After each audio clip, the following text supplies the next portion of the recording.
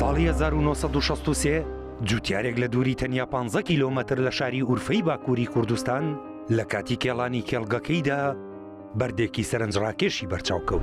تا زیاتر خۆڵەکەی لادا بەردەکە گەورەتر دەرکەوت. بۆیە تێگەیشت کە ئەوە شتێکی ئاسایی نییە و بەڕێوبەرایەتی شوێنەواری ئورفەی لێ ئاگادار کردەوە. ئەوانیش بە هاوکاری زانکۆکانی ئەستەمبول و شیکاگۆ دەستیان کرد بە لێکۆڵینەوە.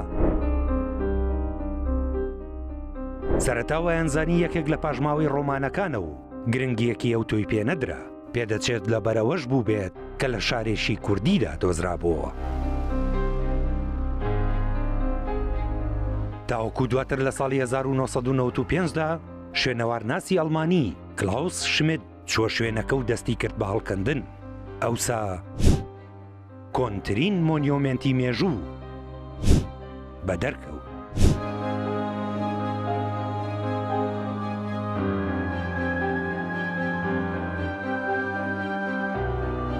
گرێمرازان کە تورگناوەکەی گۆڕیوە بۆ گۆبەکلی تەپە لەسەر گردێکە بە بەرزی 15 مەتر و تیرەکەی 300 مەترە.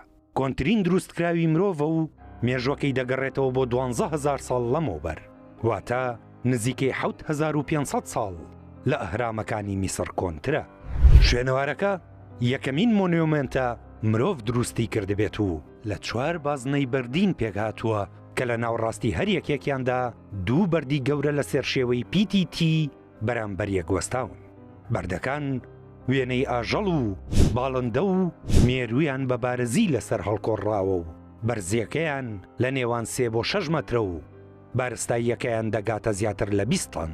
ئەوەش بۆ تەمایی سەرسوڕمانی زانا و شوێنەوارناسەکان، چونکە ئەژمارکردنی کات و توانای مرۆیی دەریخست دروستکردنی هەر بازنەیەک پێویستی بەوە بووە 50 کەس بۆ ماوەی ساڵێک کاری تێدا بکەن. لەو سەردەمەشدا مرۆڤ هێشتا ڕاوکەر و گەڕۆک بووە و کۆمەڵگای دروست نەکردووە. بۆیە چۆنیەتی ڕێکخستن و سەرپەرشتیکردن و جێبەجێکردنی پرۆژەیەکی لەو جۆرە مەتەڵەیەکی گەورەیە و بێوەڵام ماوەتەوە.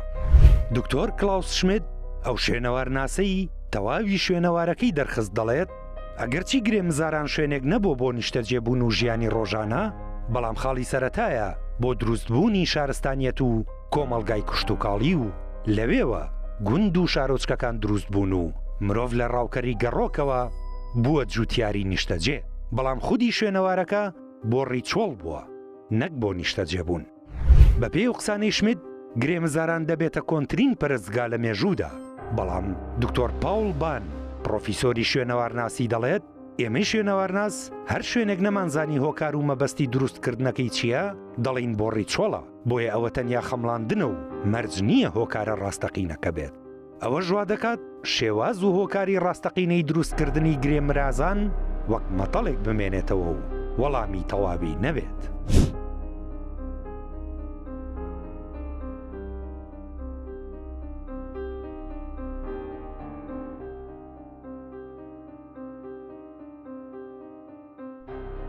دوای ئەوەی شوێنەوارەکە بە تەواوی دەرخرا بووە شوێنێکی گەشتیاری و ساڵانە ژمارەی سەردانکەرانی لە ناوەوە و دەرەوەی تورکیادا ڕوویان لە زیاتر بوونە. بە تایبەتی دوای ئەوەی ساڵی 2019 ڕەجەب تەیب ئەردۆغان سەرۆک کۆماری تورکیا بە زمانی خۆیان ساڵەکەی ناونا ساڵی گۆبەکلی تەپە. ئەوە ژوای کرد وێڕای پەتای کۆرۆنا ژمارەی سەردانکەرانی بگاتە 419,000 کەس. تەنیا لە 4 مانگی یەکەمی ئەم ساڵیشدا زیاتر لە 100,000 کەس سەردانیان کردووە. سەرپەرشتیارانی شوێنەوارەکە دەڵێن ژمارەی گەشتیارەکان لە ڕۆژی تەنیا 70 کەسەوە گەیشتوتە نزیکەی 2,000 کەس. لە 42یەمین کۆبوونەوەی لیژنەی شوێنەواری جیهانیدا کە لە تەمموزی 2018دا لە مەنامەی پایتەختی بەحرین بەسترا، گرێمرازان خرایە لیستی شوێنەوارە جیهانیەکانی یونسکۆوە. کۆنترین دروستکراوی مرۆڤ لە باکووری کوردستانە، بەڵام بێوڵاتی وای کردووە تەنانەت ناوەکەشی بە کوردی نەبێت و لە هەموو جیهاندا گرێمرازان بە گۆبەکلی تەپە ناو ببرێت.